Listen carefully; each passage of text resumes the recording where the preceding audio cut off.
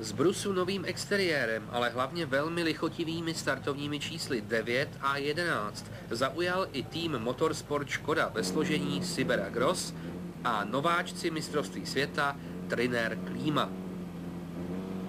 Na známé Col de Turini si představme čelo soutěže. Za Saincem s Mojou startovali Biasion a Stiviero. S trojkou Oriol a Oselli. Schwarz jede letos na Mitsubishi. Věrný Lanči zůstal Agini. Šestku má další Ford Escort s posádkou Delecour Gratalu. To je Cancunen s Pironem. Druhé Mitsubishi vedou Ericsson a Parmander a hned za nimi s devítkou Sibera Gross na Škodovce a v zápětí Trinner Klima na druhém favoritu.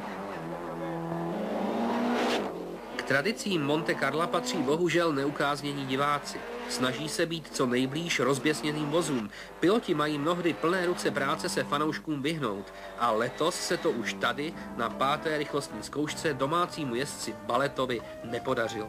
A tak soutěžní vozy vystřídala sanitka.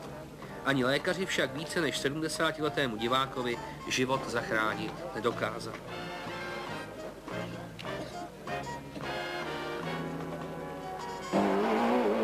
Po první etapě se dostávají do čela oba Fordy.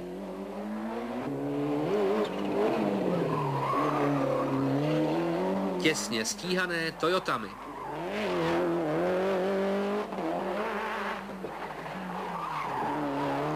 Páté místo patří Ericssonově Mitsubishi Lancer.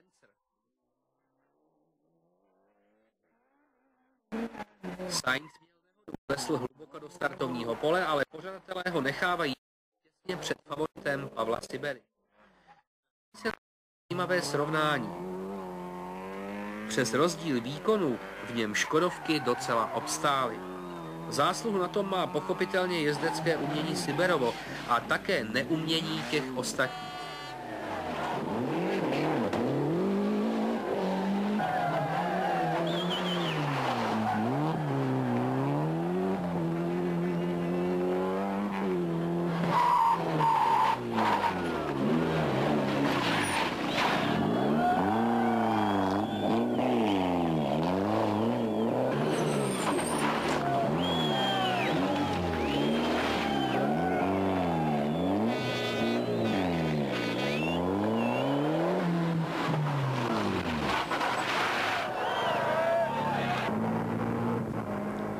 Favorit s číslem 9 také stále jede v první 20 absolutního pořadí. A ku podivu krok s ním drží i 11 nováčka Trinnera. Chtělo by se říct, vše je jasné, ale na Monte Carlu vždycky rozhodovala poslední noc dlouhých ohňů. A bylo tomu tak i letos. Didier Oriol v ní doslova převálcoval oba Fordy a v Toyotě už nemusí naříkat nad ztrátou Carlose Sainze.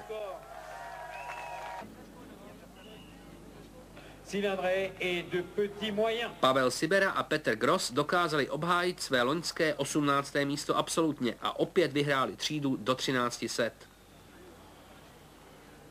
Ta soutěž byla velice těžká letos, hlavně pro auto, protože se jelo jenom na asfaltovém povrchu, chyběl tady tradiční sníh a led, takže auto dostalo pořád